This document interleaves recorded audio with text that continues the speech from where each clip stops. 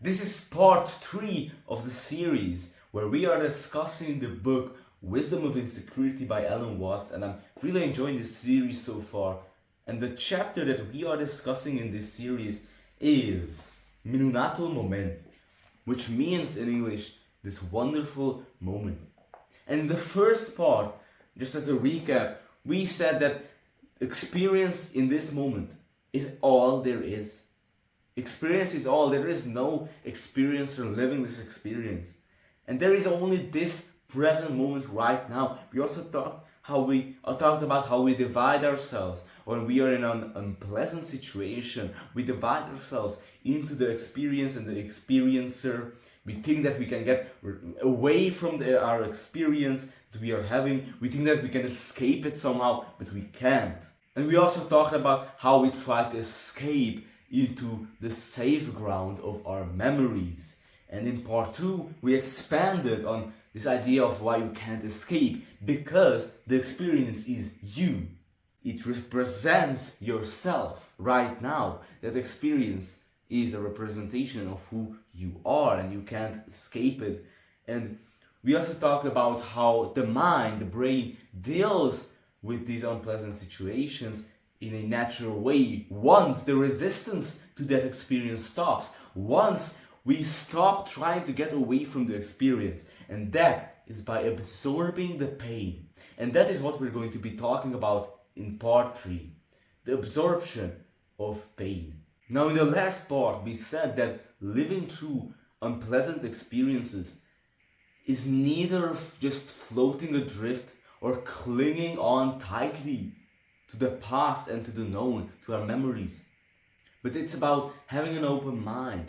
It's about being completely sensible.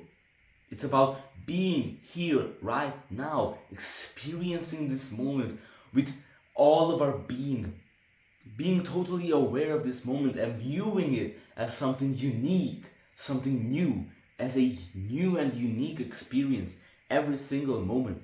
And once we can do that, and once this resistance that we talk about trying to escape this moment and all of that stops, our mind, our brain tends to our mental pain and absorbs it. And it's completely natural for it. It doesn't take any effort. Now it's hard to explain how this works, the book said, because for the same reason it's hard for you to explain how the beating of your heart or how blood is flowing through your veins. It's hard to explain them, but you are still doing them. Your heart is still beating right now, even though you can't explain it. In the same way, someone living with an open mind does it like breathing. He can't really explain how he does it, and he is doing it effortlessly. It doesn't take him any effort. It's very similar to judo, and I really like this sentence here: the gentle way of controlling the opposing force by yielding in front of it. The gentle way of controlling the opposing force by yielding in front of it. It's very similar to that, the idea of yielding in front of the pain, in front of the fear. Yielding in front of it and facing it. And nature gives us a lot of examples of the efficiency of this path, of this method. The Chinese philosophy Taoism talks about the power of water, how water can overcome any obstacle by its fluidity and gentleness, by yielding in front of the opposing force. Nature also shows us how the gentle weeping willows survive a winter storm and the hard pine trees don't. You see how interesting this is? Because a hard pine tree with its stiff branches, it accumulates a bunch of snow on it until the point that it breaks under its own weight. But a willow, the branches of a willow yield to the snow. They are flexible.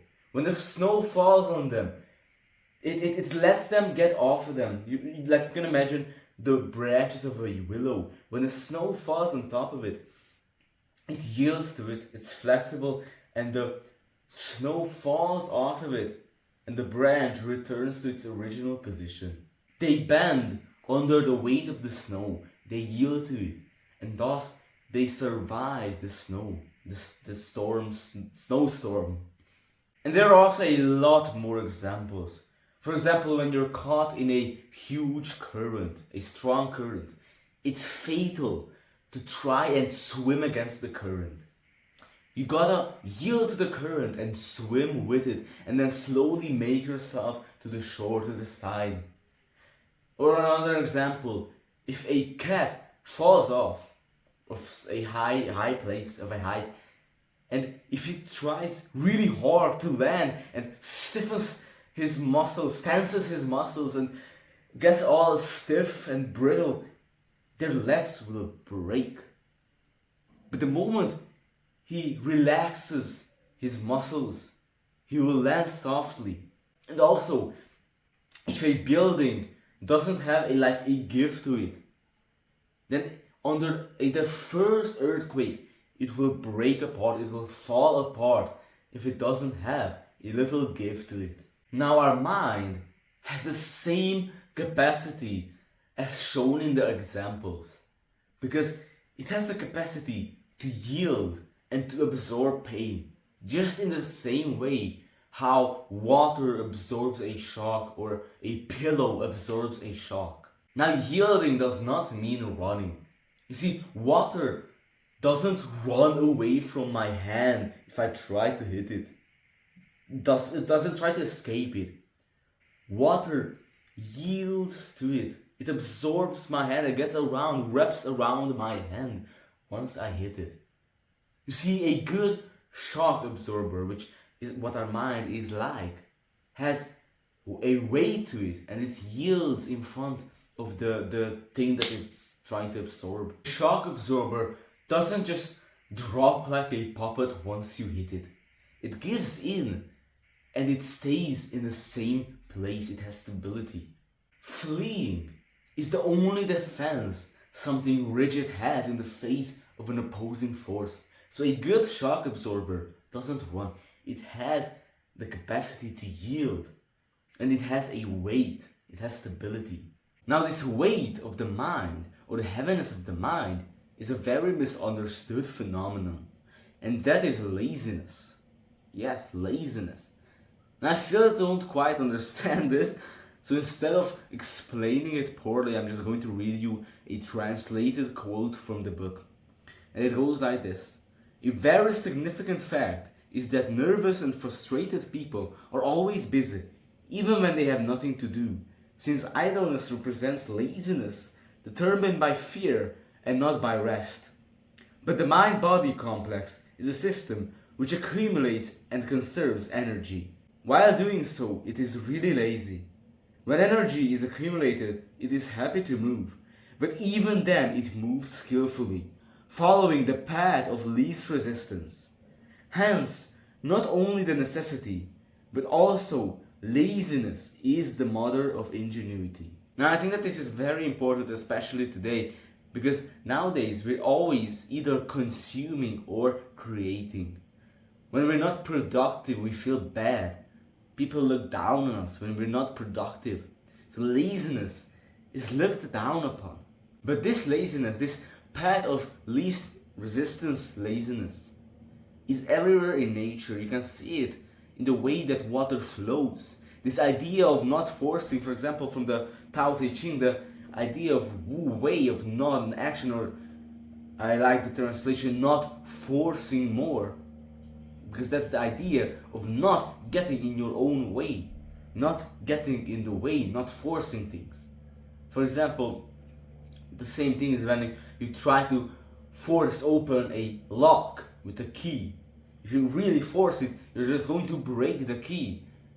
You gotta wiggle it, and then it will open. Forcing it is not a good path. It's the same thing as swimming against the river or swimming with the river. So how does your mind absorb mental pain, anxiety, fear, all kinds of stuff?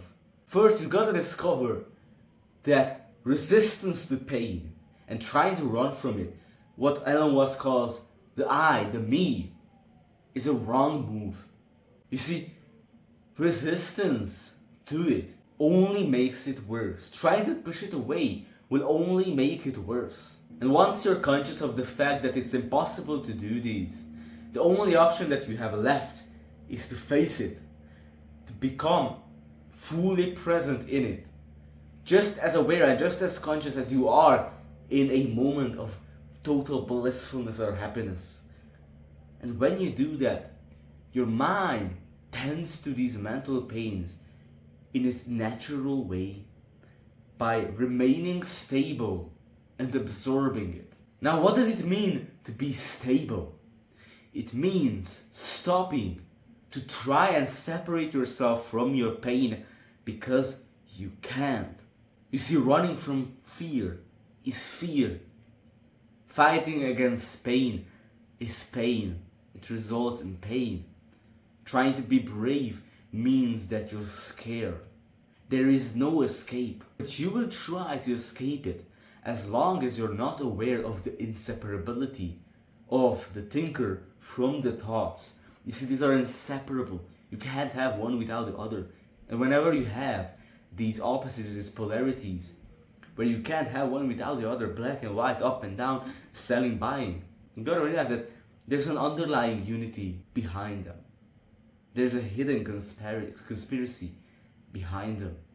It's like two ends of the same stick, but yet they are the same stick. You can't say that the stick has two ends, but it is still the same stick. So you gotta realize that there is an underlying unity between these opposites. And from all this results in a natural way the absorption of pain. And our mind does it effortlessly. It does it all by himself, just like it does pumping your heart. And it becomes conscious of this moment without an I. It becomes conscious of the fear, the pain, without an I or a me that is feeling it or resisting it. You become just as conscious of it as you are conscious and aware when you're totally happy and blissful, where you kind of forget yourself. You see, pain is the condition of the present moment, but I can only live in this present moment. So there is no escape. This is this present moment's condition, and I can't escape it. And this is what Alan Watts said about this absorption of pain. He said that sometimes when the resistance ceases, the pain simply dissipates or reaches an easily tolerated level. At other times it remains just as intense, but the absence of any opposition brings with it a way of feeling it so unusual that it is hard to describe. Pain ceases to be problematic. I feel it, but I no longer have the impulse to escape from it, as I have discovered that both the pain and the effort to separate myself from it are one and the same. Trying to free myself from pain is pain. It does not represent a reaction of an I separate from pain. When I become aware of this, the desire to escape merges with the pain itself and disappears. And what I would like to bring out from this quote is that it's not a problem anymore. That's the key. The pain, it's not a problem anymore. It's just a condition of the present moment, as we said. It's not like you gotta get away from it. Just in the same way, when you're happy, happiness is not a problem. But why should pain be a problem? When you cease to resist it, the desire to escape it stops. The desire to escape from it stops because you realize that there is no one to escape from fear, because you are that fear. Taking aspirin aside, you can't escape a headache, just like you would take your hand out of a fire. You see, the I equals with the head, which is equals with the pain. And when you understand that you are the pain, the desire to escape it just disappears because you realize that there is nothing to escape it. There's no I to escape the pain, since you are the pain. It just hurts. And that's it. Now he goes on to say that This, however, is not an experiment to be kept in reserve as a trick for moments of crisis. It's a way of living. It consists in being aware, alert, and sensitive, always in the present moment, in all actions and relationships, starting from this moment. In turn, this depends on the understanding that there is no choice but to be aware, since you cannot separate yourself from the present, just as you cannot define it. Obviously, you can refuse to admit this, but at the cost of a huge and unnecessary effort to waste your entire life resisting the inevitable. Now, this was basically the meat of the chapter, the absorption and everything, all of this stuff that we talk about. And the next pages really just kind of build on this idea a little bit more. It talks about understanding without words, about thinking about this present moment. And in the next part, I'll just pick out a few ideas that I liked from the next few pages. And yeah, that's going to be the last part then. Just a few ideas that I pick out from the remaining pages. So I hope that you like this video, and I'll see you in part 4. Have a great day and goodbye.